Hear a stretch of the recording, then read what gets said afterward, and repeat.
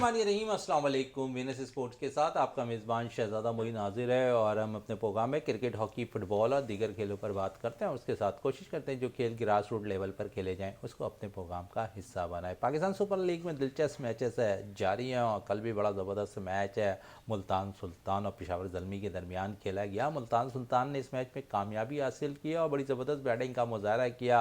मोहम्मद रिजवान ने कुछ थोड़ी सी इंजरी ज़रूर खेलते हुए उनको हुई, लेकिन अपनी टीम को जो है वो फतह की राह पर लाते दिखाई दिए। आखिर में कुछ डगमगाती हुई हमने देखा कि जो है मुल्तान सुल्तान की टीम नज़र आई, लेकिन फिर चाचा ने जो कमाल किया कल ग्राउंड्स के अंदर और जिस तरह उन्होंने ज़मान खान की पिटाई लगाई है और जिस किस्म के छक्के और चौके लगाए, शायकीन ने क्रिकेट दिल खोल कर कल ग्राउंड के अंदर सिर्फ एक ही नारा नज़र आ रहा था और सुना जा रहा था, और वो था चाचू चाचू चाचू, और चाचे के नारे से गूंजता दिखाई दे रहा था मुल्तान क्रिकेट स्टेडियम। मुल्तान औलियों का शहर है और वहाँ पर मुल्तान सुल्तान ने मुसलसल अब 3 मैचेस में कामयाबी हासिल कर ली है और पॉइंट टेबल पर नंबर 1 हो गए। पेशावर ज़ल्मी को कल एक दफ़ा फिर शिकस्त का सामना करना पड़ा और इस शिकस्त के बाद ही जो साबका पाकिस्तानी ऑलराउंडर है अब्दुल रज़ाक, वो कहते दिखाई दिए कि बाबर आजम को शायद अब कप्तानी नहीं आती, उन्हें कप्तानी के लिए बहुत कुछ सीखना चाहिए।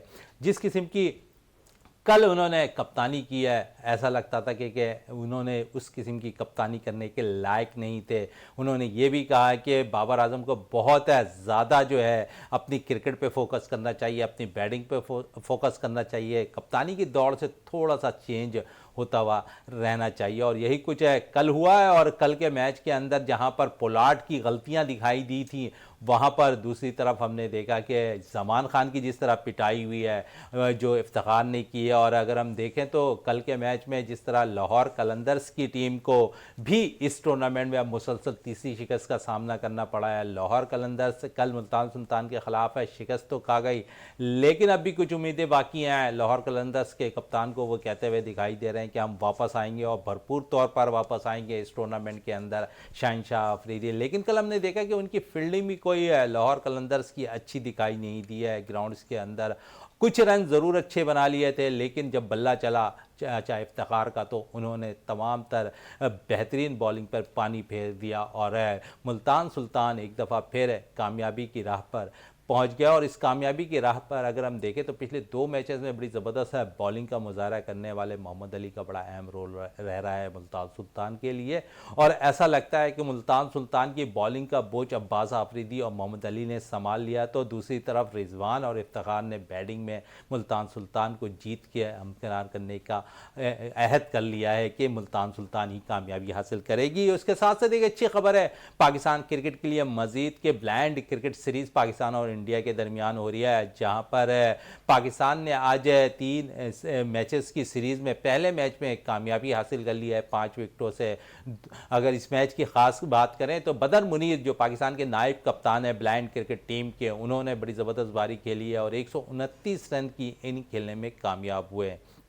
तो ये सारी सूरत हाल पे बात करेंगे, पाकिस्तान सुपर लीग पे बात करेंगे और कुछ बातें क्योंकि सिंध गेम्स का आगाज़ है कल से होने वाला, उस हवाले से बात करेंगे। और फिर 28 तारीख से कराची में जो मैचेस खेले जाएंगे पाकिस्तान सुपर लीग 9 के, उस हवाले से भी बात करेंगे। सारी सूरत हाल पे बात करने के लिए हमारे साथ स्टूडियो में मौजूद हैं हमारे साथी स्पोर्ट्स एनालिस्ट है जावेद इकबाल भट्टी साहब है। जावेद साहब सबसे पहले तो खुशामदीद। और उसके साथ साथ अगर हम बात करें तो कल मुल्तान सुल्तान और लाहौर कलंदर्स के दरमियान जो मैच खेला गया, मुसलसल तीसरी शिकस्त लाहौर कलंदर्स को हुई है इस टूर्नामेंट के अंदर, कैसा देख रहे हैं कि लेकिन शहनशाह आफरीदी बड़े पुरखौफ हैं कि हम वापस आएंगे टीम के जो है, और कम्बिनेशन बनाने में थोड़ा सा उनको दुश्वारी हो रही है, लेकिन ऐसा लगता है कि राशिद खान के बगैर उनकी टीम का कम्बिनेशन बनता दिखाई नहीं दिया। शायद इसका लॉस ये हुआ है कि अब तक वो मुसलसल 3 मैचेस में नाकामी का सामना करना पड़ा है।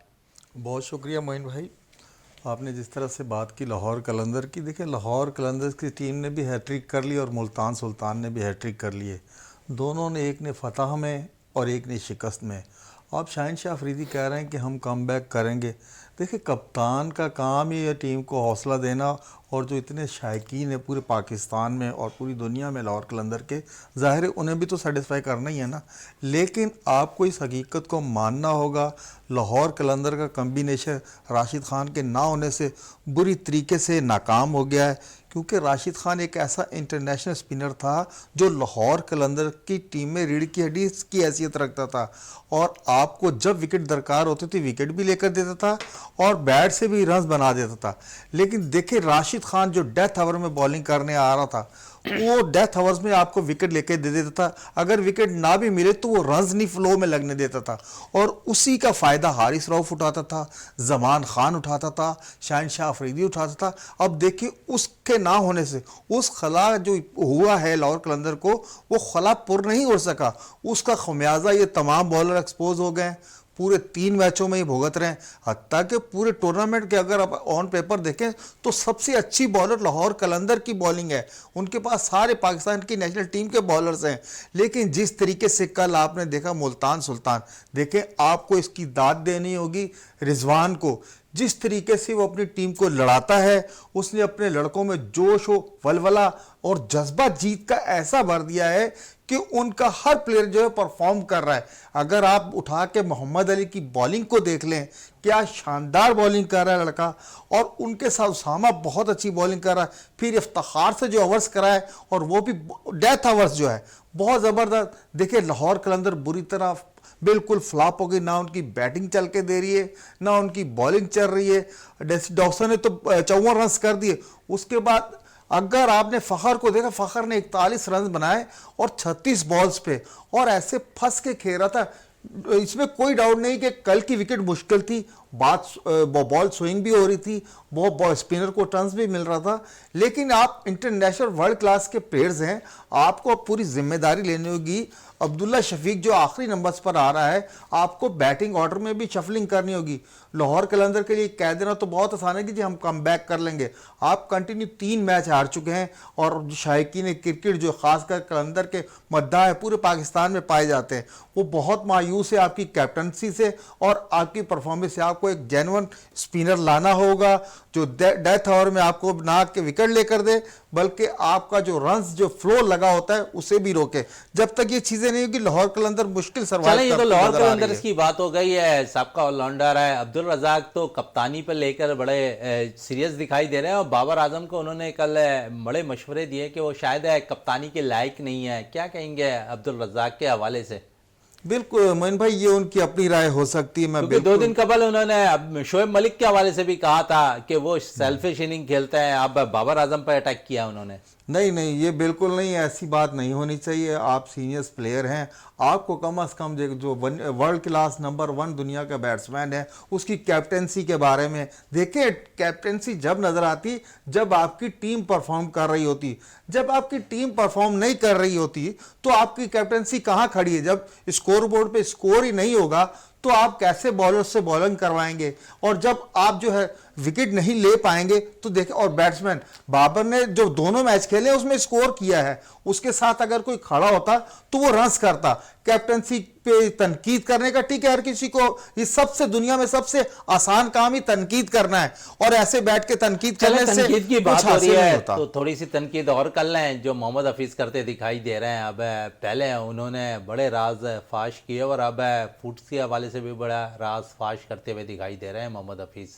जब सीट पे थे तो शायद उनको ख्याल नहीं आया। देखें मोइन भाई, बात यही हो रही है जिस तरीके से अभी अब्दुल रज़ाक बैठ के बातें कर रहे हैं, बयान दे रहे हैं, और हफीज़ भाई देखें अब टीवी पे बैठ के ये सारी बातें बता रहे हैं।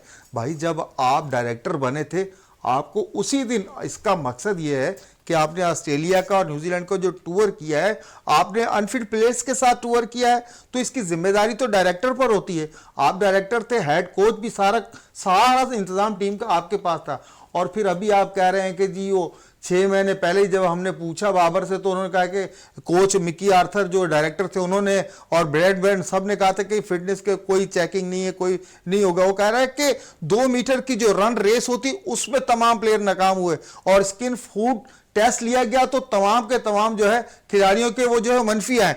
तो ये सारी चीजें हफीज भाई को था जब आपको चार्ज मिला था, जब अल्लाह ने आपको इज्जत दी थी, सीट पर आए थे, तो तब तो मजा था ना, वहां बैठकर आप कौम को बताते कि भाई ये प्लेयर्स ये कर रहे हैं, इनके फिटनेस टेस्ट जो बिल्कुल नहीं हुए 6 महीने से, और इनका ये लेवल है, तो ये तो आपके क्रेडिट पे ज्यादा। टीम आप 2 टूर्स के लिए लेकर गए थे, इसका मतलब अनफिट प्लेयर्स को भी आप ही लेकर गए थे, तो ये हफीज भाई बेहतर बता सकते हैं। चलें इफ्तिखार की थोड़ी बात कर लें। कल के मैच के हवाले से जो लाहौर कलंदर्स के खिलाफ उन्होंने क्या धुआंधार इनिंग खेली है, क्या कहेंगे चाचू के हवाले से? बड़े नाम कल ग्राउंड के अंदर सिर्फ चाचू चाचू के नारे नजर आ रहे थे।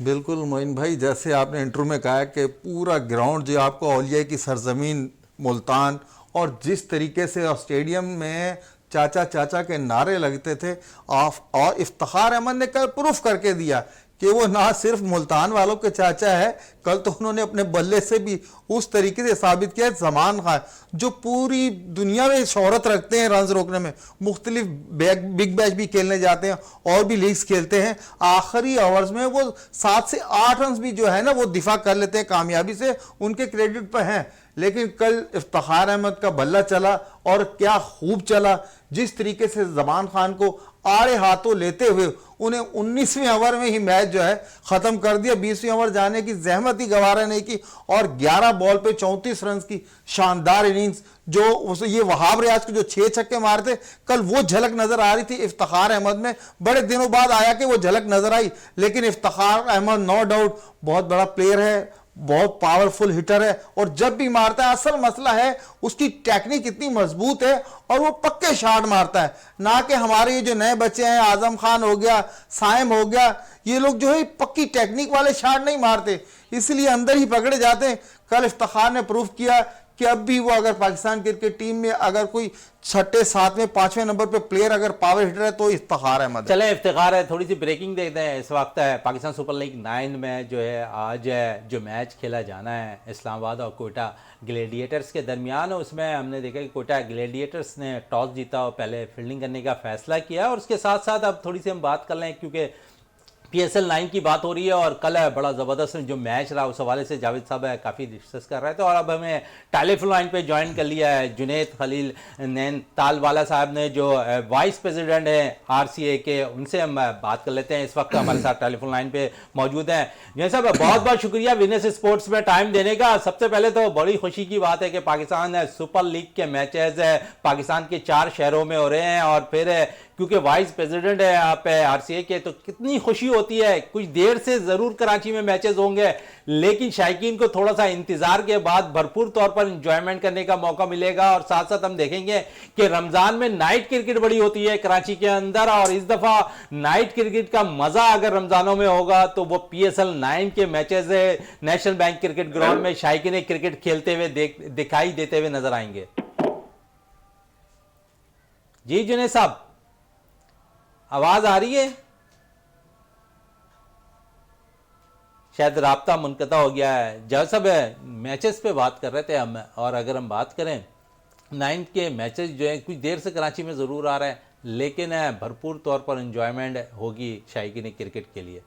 बिल्कुल मोइन भाई, जब हम पहुंचेंगे उसी स्टेज पे जब PSL में दिलचस्पी और बढ़ जाएगी, और जैसे ये कराची में मैचेस आएंगे तो जब आपके हाथ में एक रफ जो है ना आइडिया भी आ जाएगा कि कौन सी टीम कहाँ खड़ी हुई है, और कराची में जो आके फैसले होने टीमों के कि कौन सी टीम कहाँ खड़ी है, और कराची में जिस तरह क्राउड आएगा, और रमज़ान पूरे रमज़ान ही आपको पता कराची में जब से राब्ता हमारा जुनैद खलील नैनतालवाले साहब से हो गया है, इस वक्त हमें टेलीफोन लाइन पे ज्वाइन कर सके हैं। जुनैद साहब, सबसे पहले तो खुशी की बात है कि वाइस प्रेसिडेंट के तौर पर आप काम कर रहे हैं RCA के, और साथ साथ है कुछ देर से जरूर है मैचेस कराची में आएंगे PSL 9 के, लेकिन भरपूर तौर पर शायकीन क्रिकेट मैच को एंजॉय करते नजर आएंगे, क्योंकि रमजानों में हम देखते हैं कि कराची के मुख्तलिफ ग्राउंड्स के अंदर बड़े जबरदस्त मैचेस होता है, लेकिन इस दफा मजा दुबाला हो जाएगा यहां पर, क्योंकि शायकीन क्रिकेट PSL के मैचेस को भरपूर तौर पर एंजॉय करेंगे।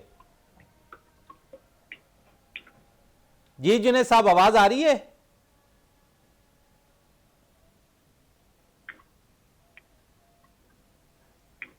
शायद आवाज़ जुनैद साहब तक मेरी नहीं पहुंच पा रही है। जब साहब, यही बातें चल रही थी, और साथ साथ अगर हम बात करें तो जिस तरह कल की इनिंग रही है, और उस इनिंग के अंदर हमने देखा है कि इफ्तिखार और रिजवान का और फिर हार्ड हिटिंग, क्योंकि हम पंच हिटर की काफ़ी अपने प्रोग्राम्स में बात करते हैं, उस पंच हिटर के तौर पर कल इफ्तिखार ने जिस किस्म की बैटिंग की है, कल वो इंटरव्यू में भी कह रहे थे कि मुझे जिस नंबर पे भेजा जाता है पाकिस्तान की टीम के अंदर, यही रोल है मेरा। बिल्कुल मोइन भाई। हेलो। बिल्कुल जुनैद साहब से हमारा एक दफा फिर राब्ता हो गया है। जुनैद साहब, आपको आवाज आ रही है मेरी? हेलो, आवाज आ रही है जुनैद साहब मेरी आपको? हेलो जुनैद साहब, आवाज आ रही है मेरी आपको? भाई, आपकी आवाज बहुत बहुत बहुत हल्की आ रही। चले मैं सवाल कर लेता हूं, अगर आप तक जवाब आ जाए तो जरूर दे दीजिएगा। जुनैद साहब, पाकिस्तान सुपर लीग 9 का आगाज हो गया। आपका सवाल क्या है? बिल्कुल, मैं सवाल कर रहा हूं, आप तक आवाज आ जाए तो बेहतर होगा। पाकिस्तान सुपर लीग 9 के मैचेस का आगाज हो गया और साथ साथ हम देखें कुछ देर से जरूर कराची के अंदर मैचेस आएंगे, लेकिन इस कराची के अंदर जो मैचेस होंगे उसमें थोड़ी सी परेशानी के आलम तो नहीं होगा, खुशी का आलम होगा कि कराची में जो मैचेस हैं वो नेशनल बैंक क्रिकेट ग्राउंड के अंदर होते हुए दिखाई देंगे। इसी पे फिर शायद राब्ता हमारा मुनक़ता हो गया जुनैद अली खलील नैनीताल वाले से। जावेद साहब, क्या कहेंगे मैचेस के हवाले से? मैचेस वही मोइन भाई, मैं आपको कह रहा हूँ जब कराची में मैचेस आएंगे तो काफ़ी हद तक जो है पीएसएल में टीमें जो है वो क्लियर हो चुकी होंगी कि कौन कौन सी टीमें जो हैं आगे आएंगी और कौन कौन सी टीमें रह जाएंगी। जिस तरीके से लाहौर कलंदर 3 मैचेस हार चुकी है, अब इस टाइप की टीमें जो कराची ने अभी एक ही मैच जीता है, तो जब कराची में मैचेस शिफ्ट होंगे तो काफ़ी जो है सूरत हाल वाज़ेह नज़र आना शुरू हो जाएगी कि कौन सी टीमें आगे जाएंगी। और फिर रमज़ानों में क्रिकेट होगी। आपको पता है कराची पूरी पाकिस्तान में मशहूर है कि नाइटें जो है, नाइट मैचेस जो है कराची में पूरी रमज़ान में नज़र आते हैं। तो इस दफ़ा यह है कि एचबीएल पीएसएल भी उन्हीं नाइट मैचेस का हिस्सा होगी उसके, यानी कि कराची के हुस्न को 4 चांद लग जाएंगे पीएसएल के मैचेस जो नाइट में होंगे। जैसे असगर अली शाह पे भी होते हैं, मोइन खान अकेडमी पे भी होते हैं, और आपको national bank ground national stadium में जो मैच नजर आएंगे, तो ये कराची के शायकीन के लिए बहुत बड़ी खुशखबरी की बात है कि कराची के जो मैचेस होंगे उससे शायकीन क्रिकेट लुफ्त अंदोज होते हुए दिखाई देंगे। बड़ी शिद्दत से इंतजार है कि पीएसएल के मैचेस 9 जो है कराची के अंदर आए और फिर 28 तारीख से जब ये मैचेस होंगे शायकीन क्रिकेट दिल खोल कर दाद देते हुए नजर आएंगे। जिस तरह मुल्तान क्रिकेट स्टेडियम के अंदर कल हमने देखा चाचू चाचू के नारे नजर आ रहे थे, शायकीन बड़े बेदार हैं यहाँ पर चाचू चाचू के नारे लगाते हुए, फिर शाहनवाज धानी के स्टाइल पर। और फिर अगर हम बात करें तो जिस किस्म का बल्ला चल रहा है बाबर आजम का, जिस किस्म का बल्ला चल रहा है मोहम्मद रिजवान का, और जिस किस्म के कराची का नौजवान उभरता हुआ ख्वाजा नाफे, उसकी बड़ी शिद्दत से इंतजार है शायकीन क्रिकेट को। ख्वाजा नाफे जो है कराची के ग्राउंड के अंदर भरपूर तौर पर जो है कोयटा ग्लैडिएटर्स की नुमाइंदगी करते हुए बल्ले से खूब छक्के छुड़ाते हुए दिखाई दें। इस वक्त ब्रेक के लिए कहा जा रहा है, ब्रेक से वापस आते हैं तो गुफ्तगू को मज़ीद जारी रखते हैं।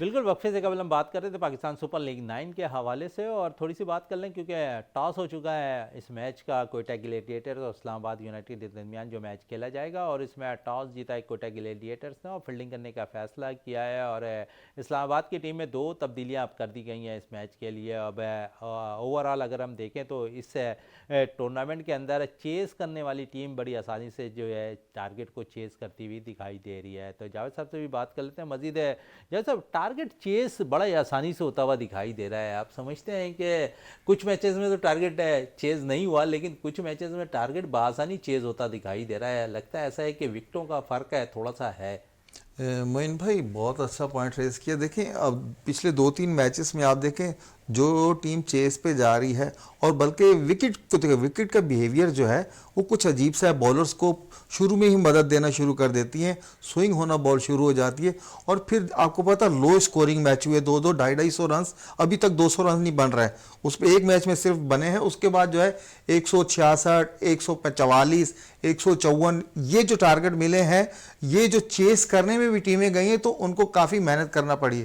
अब इसीलिए है कराची कोयटा ग्लैडिएटर ने जो है टॉस जीतकर फील्डिंग को तरजीह दी है कि वो एक टारगेट सेट कर और उसकी तरफ जाना चाहते हैं। जिस तरीके से उनके बैट्समैन आपको पता है। एक दफा फिर हमारा राब्ता जुनैद खलील नैनीताल वाला साहब से हो गया है। जुनैद साहब, आपको आवाज आ रही है मेरी? जी जी, अब आ रही है आवाज। चलें, बिल्कुल, बहुत शुक्रिया आपका विनस स्पोर्ट्स में टाइम देने का। जुनीद खलील नैनीताल वाला हमारे साथ मौजूद है, वाइस प्रेसिडेंट है आरसीए के, और क्रिकेट की बेहतरी के लिए बड़ा ज़बरदस्त काम कर रहे हैं। जुनीद साहब, सबसे पहले तो पीएसएल का आगाज़ हो गया, और कुछ लेट ज़रूर कराची में मैचेस होंगे पाकिस्तान सुपर लीग 9 के, और आप समझते हैं कि कराची के अंदर शायकीन क्रिकेट है, रमज़ानुल मुबारक के अंदर बड़ी क्रिकेट को एंजॉय करते हैं। हमेशा हम देखते हैं कि क्रिकेट के जो ग्राउंड्स है रमजानुल मुबारक के भरे हुए नजर आते हैं, शहरी तक मैचेस होते हैं। इस दफा चार चांद लगते हुए दिखाई देंगे, क्योंकि पीएसएल 9 के जो मैचेस है, कुछ मैचेस जो है नेशनल बैंक क्रिकेट ग्राउंड में रमजानुल मुबारक के अंदर भी है। तो शायकीन क्रिकेट के हवाले से सबसे पहले हम बताएं कि कितनी अच्छी खबर है ये कराची के लिए। देखिए, मेरे अपने ख्याल के मुताबिक क्रिकेट का जो इफ्तिताह हुआ ना, वो कराची से ही हुआ। अगर पुराने लोग जो ना इस चीज को बिल्कुल बिल्कुल, ईदगाह क्रिकेट ग्राउंड नाजोबाद से इसका बाकायदा तौर पर इफ्तिताह हुआ था T20 क्रिकेट का। हाँ, और पूरे रमजान जो है ना, वो पाकिस्तान के तमाम जो है ना स्टार जो है ना, वो आके यहाँ पर जो है ना खेला करते थे। तो ये बेसिकली जो है ना, मतलब बहुत कराची वाले हमेशा से जो है ना रमजान बहुत enjoy करते हैं। तो ये इससे ज्यादा अच्छा मौका है कि ग्लोबल चुनाव जो कराची में चुनाव टाइम के ऊपर हो रहा है, और फॉर्चुनेटली हो या अनफॉर्चुनेटली हो, पाकिस्तान को जो ना वो पीएसएल का स्लॉट ही है मिला। तो आई थिंक ओवरऑल जो मजा आएगा, अच्छी क्रिकेट देखने को मिलेगी, जो आप तक अच्छी क्रिकेट देखने को मिल भी रही है। चले, देखने को अच्छी क्रिकेट मिलेगी, लेकिन हम माजी देखा करते थे, जब माजी में केसीसी का बड़ा रोल हुआ करता था नेशनल बैंक क्रिकेट ग्राउंड पर। उस वक्त नेशनल स्टेडियम कराची हुआ करता था, अब नेशनल बैंक क्रिकेट ग्राउंड है। तो आप आरसीए से आप मुंसलिक हो गए हैं, तो बड़ी फैसिलिटीज की प्रॉब्लम्स भी रही है माजी में, जब केसीसी खत्म हो गई ग्राउंड्स के अंदर और जाने के लिए। लेकिन अब आरसीए कितना बेहतर इकदाम करती दिखाई देगी पीएसएल 9 में। देखिए, सबसे पहले तो ये है कि जो ये नेशनल बैंक ग्राउंड है, जो नेशनल स्टेडियम के नाम से मशहूर भी है, ये एक्चुअली ग्राउंड जो है ना वो पीसीबी के अंडर में है, केसीसी के अंडर में नहीं है। और ये ग्राउंड जो है ना वो फेडरल के पास आता है। हमारे हाथ में जो है ना सिर्फ और सिर्फ इसका जो है ना ऑफिस है। तो बेसिकली इसकी मेंटेनेंस, इसकी सारी चीजें जो है ना वो उन्हीं के पास है, हमारे पास नहीं है। हमारे पास अपने ग्राउंड है, जैसे आपका केडी ग्राउंड हो गया, केएससी ग्राउंड हो गया, मलिन जिमखाना हो गया, इस किस्म के ग्राउंड है। अगर आप जाए उनकी मेंटेनेंस देखें, माशाल्लाह कितनी जबरदस्त तरीके से हुई हुई है।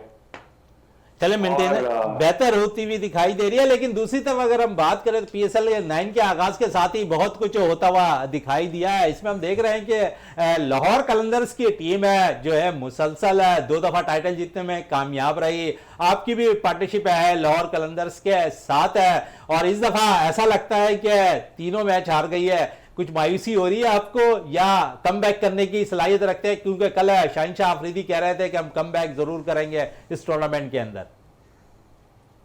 देखिए, इंटरेस्टिंग सी चीज ये होनी चाहिए कि जैसे 6 की 6 टीम जो ना वो बेसिकली स्लॉट के लिए जो ना वो लड़े। मजा तो उसी उसमें आता है कि जिसके अंदर 6 के 6 कोशिश कर रहे होते हैं कि हम जो ना टॉप 4 के अंदर क्वालिफाई करें।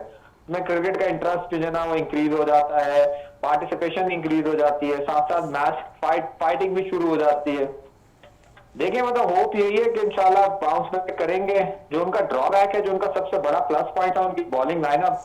अनफॉर्चुनेटली उनकी बॉलिंग जो ना क्लिक नहीं कर रही। शाइन आउट ऑफ फॉर्म है, हारिस आउट ऑफ फॉर्म है, Zaman Khan out of form है।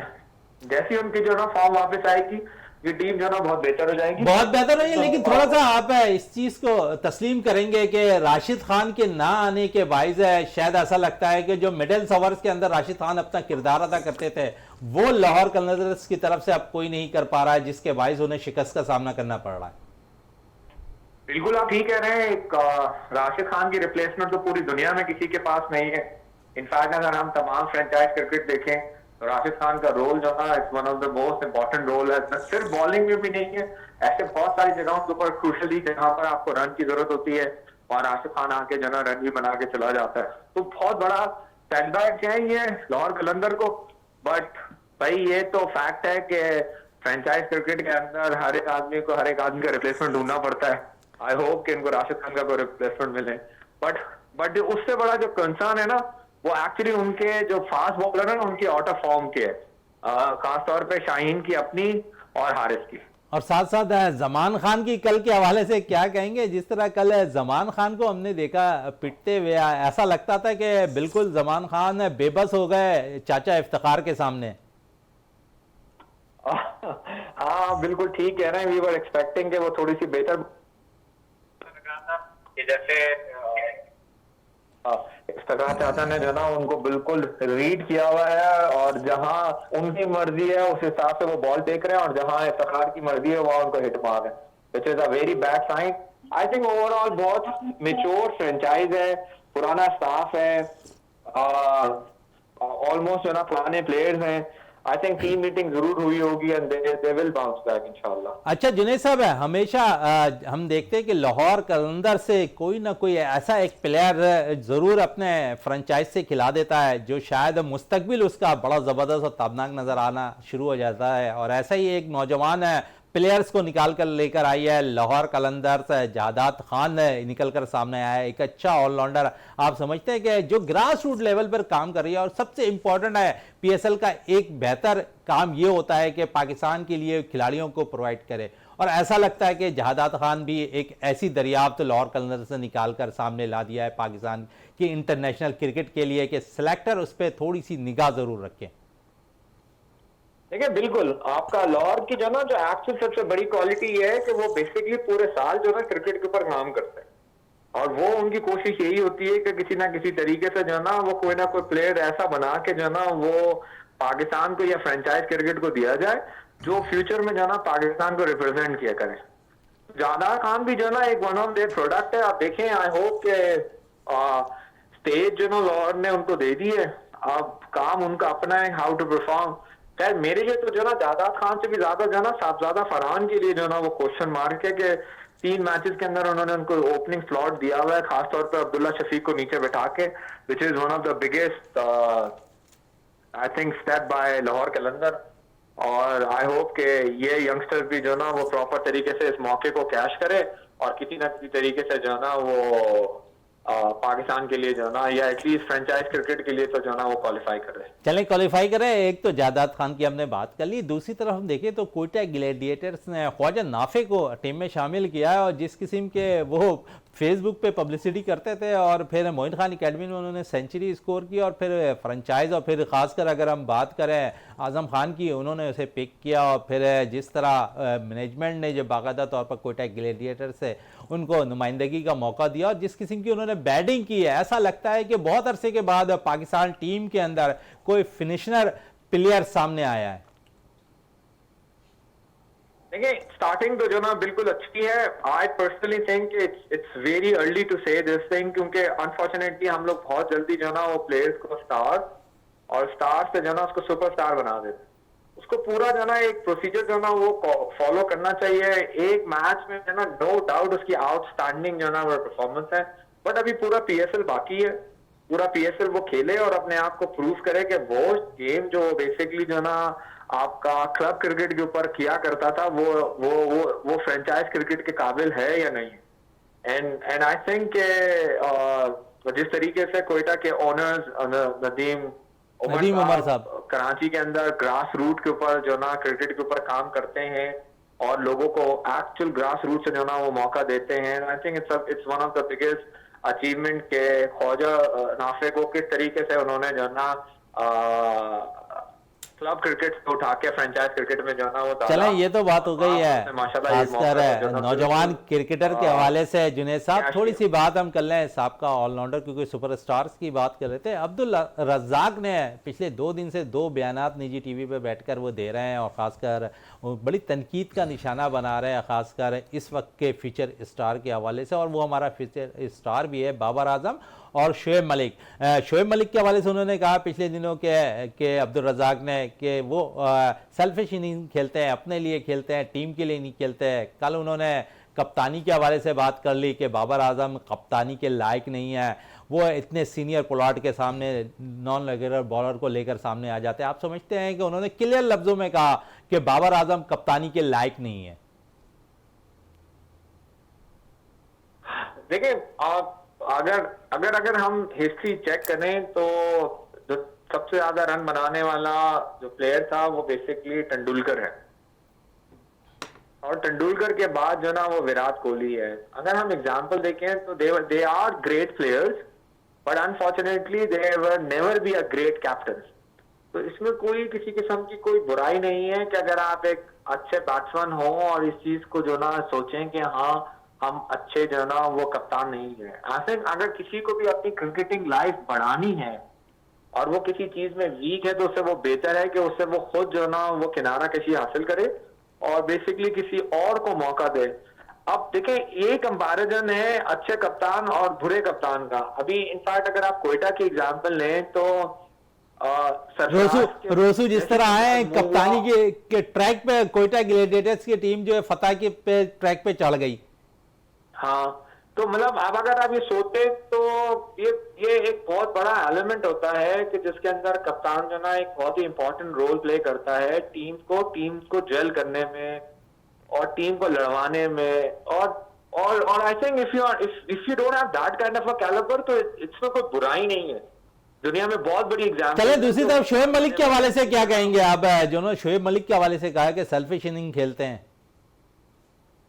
देखिए, आई पर्सनली थिंक कि सेल्फिश इनिंग तो पूरे पाकिस्तान में सभी खेलते हैं, सब अपने लिए खेलते हैं। पहले वो अपने रन के लिए सब खेलते हैं, बाद चले यहाँ तो आपने इसकी बात करी, पाकिस्तान क्रिकेट बोर्ड के हवाले से भी थोड़ी बात कर लें। और मोहम्मद हफीज पिछले दिनों बयानात दे रहे थे और बहुत सी चीजों को वाजे भी कर रहे थे, और कल एक नया बयान उनकी जानिब से एक और आ गया कि फूड के हवाले से, जहां उन्होंने ये कह दिया कि खिलाड़ियों के जो टेस्ट लिए गए थे फूड, वहां पर भी तमाम खिलाड़ियों के जो टेस्ट थे नेगेटिव आए थे। क्या कहेंगे इस हवाले से? वो उस वक्त खुद टीम का हिस्सा थे, डायरेक्टर थे पाकिस्तान क्रिकेट बोर्ड के। देखिए, बहुत आसान काम होता है बाहर से बैठ के जो ना तकरीरें करना और अंदर जाके जो ना फिर इसको एग्जीक्यूट करना। आई थिंक हफीज जो ना वो बहुत ही जो ना अजीब तरीके से जो ना वो डायरेक्टरशिप जो ना वो चला रहे थे। वो एक्चुअली डायरेक्टर नहीं बने थे, वो डिक्टेटर बन गए थे। और उनसे टीम जो ना मैनेजमेंट बिल्कुल जो ना वो प्लेयर्स जो ना मैनेजमेंट जो ना बिल्कुल खुश नहीं थे। उनके कुछ अजीब अजीब किस्म के जो ना फैसले थे, जिसके अंदर उन्होंने शाहीन को, बाबर को एनओसी दे दी और हारिस की एनओसी जो ना कैंसिल कर दी। तो आई थिंक आपको जब अल्लाह सुब्हाना ताला इतनी बड़ी पोस्ट के ऊपर बैठाए तो आपको बेसिकली न्यूट्रल होकर सोचना चाहिए। और वैसे भी ओवरऑल आई थिंक पीसीबी के अंदर जो ना वो हफीज की जो ना लाइकिंग जो ना बिल्कुल अब नेगेटिव के अंदर है, तो उनके बयान के ऊपर आप किस किस्म का कोई रद्द-ए-अमल होगा। चलें, जुनैद खलील नैनीताल साहब, आपका बहुत बहुत शुक्रिया विनर्स स्पोर्ट्स में टाइम देने का। बड़ी ज़बरदस्त है आप गुफ्तगू कर रहे थे, और ख़ासकर पाकिस्तान सुपर लीग के हवाले से, हफीज़ के हवाले से, और हमने ख़ासकर बाबर के हवाले से भी बात की उनसे। तो अच्छी गुफ्तगू करते हुए नज़र आए, अच्छा तज़किया देते हुए नज़र आए इन तमाम सूरत-ए-हाल के ऊपर। जावेद साहब बात कर रहे थे, क्योंकि ये नौजवान खिलाड़ियों की हम बात कर रहे थे, ख्वाजा नाफे के हवाले से हम काफ़ी बातें कर रहे हैं।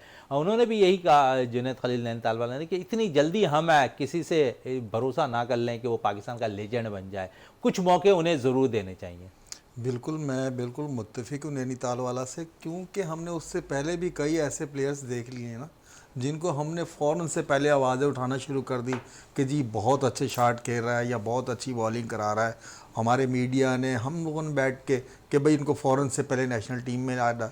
जैसे ही नेशनल टीम में आए, जिन लड़कों पे बहुत ज़्यादा इन्हिसार था, जिनके लिए बहुत आवाज़ें उठती थी, वो नेशनल टीम में आने के बाद वो परफॉर्मेंस खत्म हो जाती है। बिल्कुल जावेद साहब, आपका बहुत शुक्रिया, क्योंकि टाइम हमारे पास बहुत कम है। इसी के साथ अपने प्रोग्राम का अख्ताम करते हैं। पाकिस्तान जिंदाबाद।